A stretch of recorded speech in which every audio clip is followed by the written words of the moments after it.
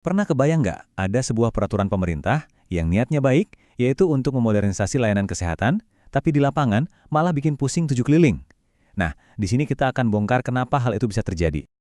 Oke, kita mulai dari cerita nyata seorang direktur rumah sakit, kita sebut saja Pak Hendra. Coba deh Anda bayangin posisinya. Semua vendor datang, semua bilang sistemnya kompatibel, tapi harganya, wow, gila banget bedanya. Dari 300 juta sampai 1,2 miliar rupiah. Udah pusing milih, tim IT-nya datang, bawa kabar baru. Pak, infrastruktur kita harus di-upgrade dulu. Biayanya nambah lagi 0,5 miliar. Gimana nggak sakit kepala kan? Nah, pertanyaannya jadi, kok bisa sih? Kenapa satu peraturan yang tujuannya mulia malah jadi mimpi buruk buat rumah sakit? Biayanya tinggi, pilihannya membingungkan, tekanannya luar biasa. Oke, kita coba bedah masalah ini lapis demi lapis ya. Kita mulai dari akarnya dulu. Jadi akar masalahnya itu bisa kita ibaratkan seperti bom waktu yang terus berdetak. Dan yang menarik, bom waktu ini punya dua pemicu yang sangat berbeda yang mendorong rumah sakit untuk segera bertindak. Nah, disinilah letak masalahnya. Ternyata yang paling bikin rumah sakit gerak cepat itu bukan pemicu kedua soal hak pasien. Bukan. Tapi pemicu yang pertama, rasa takut.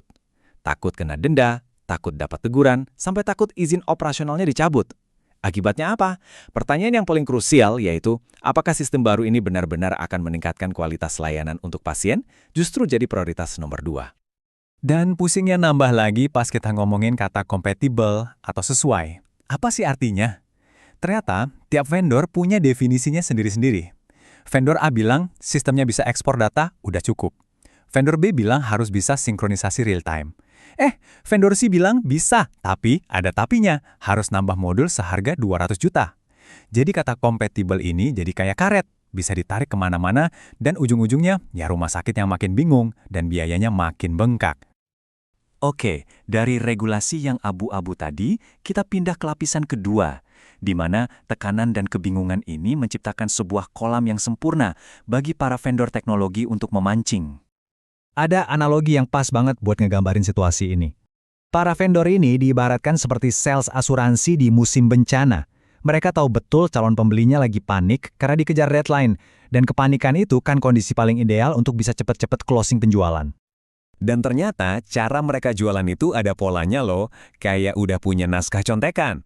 Pertama, mereka tekanin urgensinya. Pak Bu, deadline-nya mepet. Kedua, mereka pamerin bukti legalitas. Ketiga, demonya pasti mulus banget. Ya iyalah, datanya cuma 10 pasien.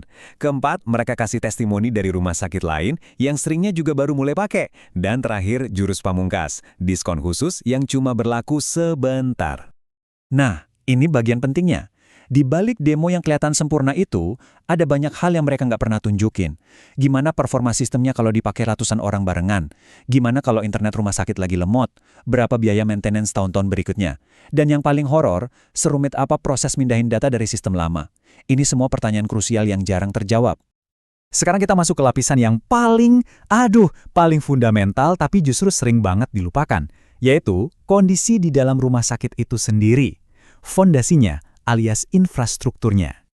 Metaforanya dapet banget kan? Punya software canggih, seharga miliaran rupiah, tapi infrastrukturnya nggak siap. Itu ibarat kita punya mobil sport, tapi dipaksa jalan di jalanan desa yang rusak dan berbatu. Ya percuma, nggak bakal bisa lari kencang mobilnya, malah bisa-bisa rusak. Kesenjangan antara janji sama kenyataan itu kelihatan jelas banget di sini. Di proposal, vendor mungkin bilang cukup bandwidth 10 Mbps dedicated, artinya khusus buat sistem itu. Tapi kenyataannya, di rumah sakit 10 Mbps itu seringnya dipakai rame-rame sama puluhan perangkat lain. Hasilnya, sudah pasti sistemnya bakal lemot.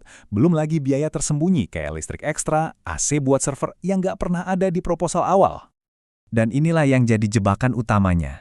Ada dua tujuan yang sering kali saling bertentangan. Di satu sisi, ada kepatuhan centang laporan. Pokoknya, yang penting laporan untuk kementerian beres, kewajiban terpenuhi, checklist. Di sisi lain, ada kegunaan sehari-hari, yaitu apakah sistemnya benar-benar ngebantu dokter dan perawat kerja atau malah bikin ribet. Sayangnya, banyak rumah sakit terjebak di yang pertama dan mengorbankan yang kedua. Oke, setelah kita lihat 3 lapisan masalah yang bikin pusing ini, pertanyaannya, terus gimana dong solusinya?